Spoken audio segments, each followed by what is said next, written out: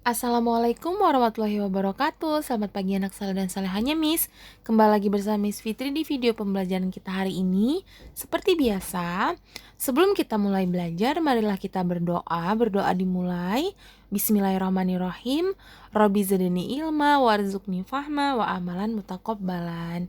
Nah, baiklah nak. Miss harap anak-anak Miss semua masih sehat dan semangat belajar dari rumah. Langsung saja kita masuk ke pembelajaran kita hari ini, yaitu tema 6, panas dan perpindahannya.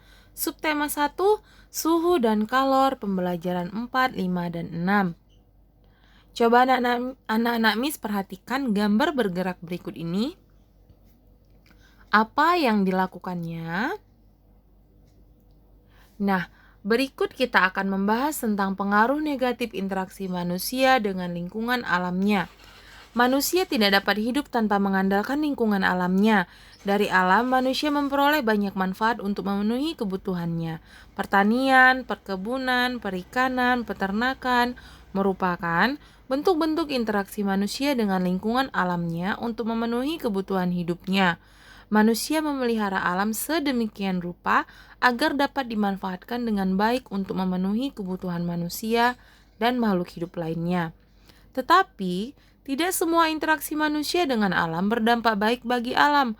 Perilaku masyarakat yang suka membuang sampah sembarangan misalnya dapat merusak lingkungan alam di sekitarnya. Membuang sampah di sungai dan di laut dapat merusak makhluk hidup lain yang ada di dalamnya. Tidak hanya itu, kerusakan lingkungan yang ditimbulkannya dapat membahayakan manusia itu sendiri. Interaksi manusia dengan lingkungan yang kurang baik juga dapat menyebabkan beberapa bencana yang merugikan manusia dan lingkungannya.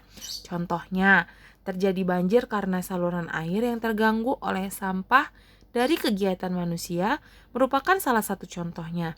Demikian juga dengan bencana tanah longsor disebabkan karena manusia sering menebang pohon di tanah yang landai.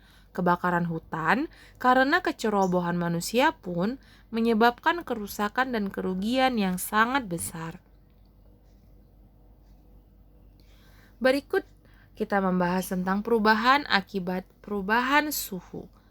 Suhu menunjukkan derajat panas benda. Semakin tinggi suatu benda, maka semakin panas benda tersebut. Suhu menunjukkan energi yang dimiliki oleh suatu benda. Energi panas dapat mengubah benda. Beberapa benda akan mengalami pemuaian. Pemuaian panas adalah perubahan suatu benda yang dapat menjadi bertambah panjang, lebar, luas, atau berubah volumenya karena terkena kalor atau panas. Tetapi sebaliknya, benda dapat mengalami penyusutan. Penyusutan adalah perubahan suatu benda yang menjadi berkurangnya panjang, lebar, dan luas karena terkena suhu dingin. Pemuaian dan penyusutan bisa terjadi pada logam, udara, dan air. Berikut ini adalah beberapa contoh pemuaian dan penyusutan benda karena perubahan suhu dalam kehidupan sehari-hari. Yang pertama, ada pemasangan kaca jendela. Para tukang kayu selalu merancang ukuran bingkai jendela yang sedikit lebih lebar dari ukuran sebenarnya. Mengapa? Karena memberikan ruang pemuaian bagi kaca saat terkena panas.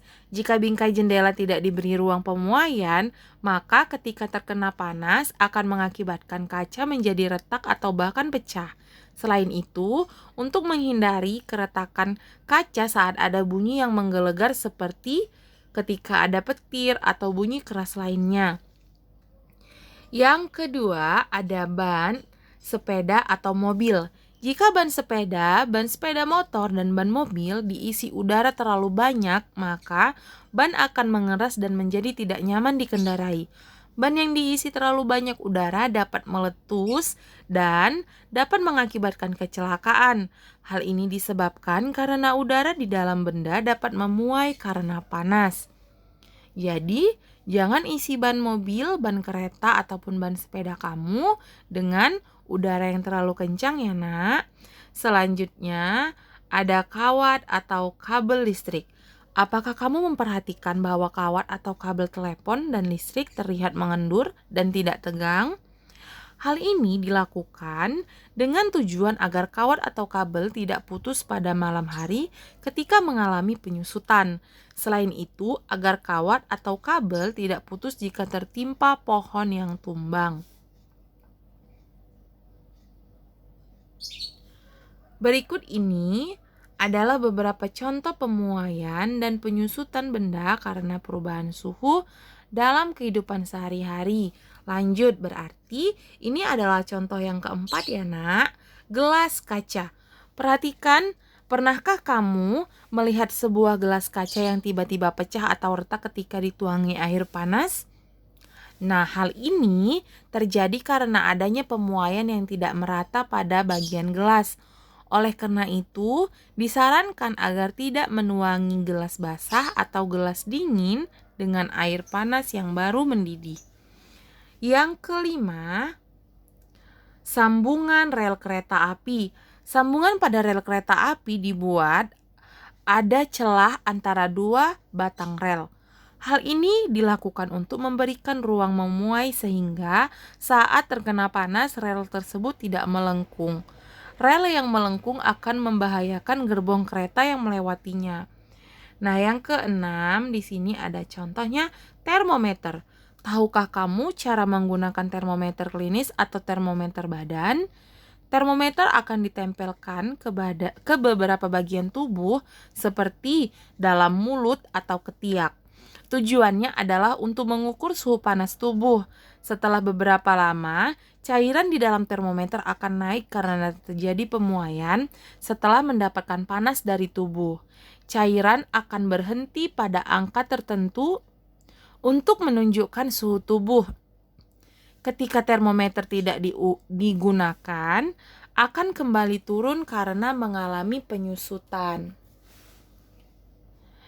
Nah, jadi tadi adalah beberapa contoh pemuaian dan penyusutan dari panas. Nah, sekarang kita masuk ke gamelan. Gamelan adalah salah satu contoh alat musik yang digunakan untuk mengiringi lagu-lagu pada tangga nada pentatonis. Beberapa alat pada gamelan terbuat dari bilah besi, seperti beberapa alat musik pada gamelan Jawa berikut ini. Yang pertama contohnya ada saron, yang kedua ada gong, yang ketiga ada bonang.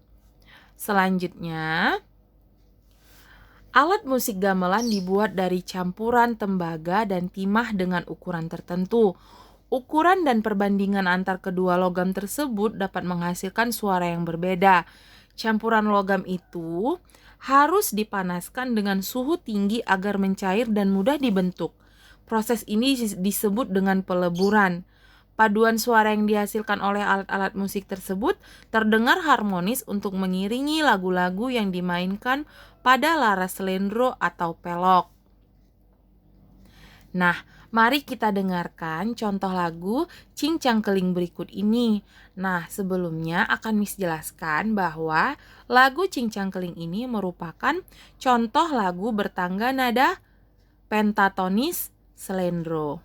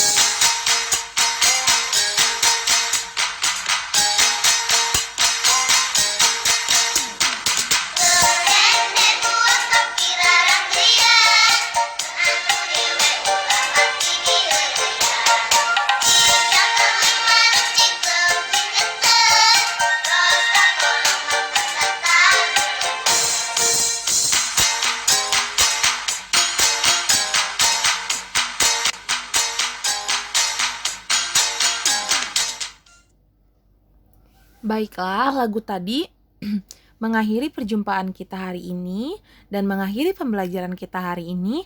Miss harap anak-anak Miss dapat memahami penjelasan pembelajaran Miss hari ini. Nah, bila ada sesuatu yang tidak jelas, anak-anak Miss bisa langsung mengkomunikasikannya kepada Miss, hubungi Miss melalui WhatsApp dan telepon. Nah, seperti biasa, jangan lupa kerjakan LKS-nya dan dikumpul tepat waktu ya, Nak. Nah, Miss akhiri dengan Assalamualaikum warahmatullahi wabarakatuh. Terima kasih.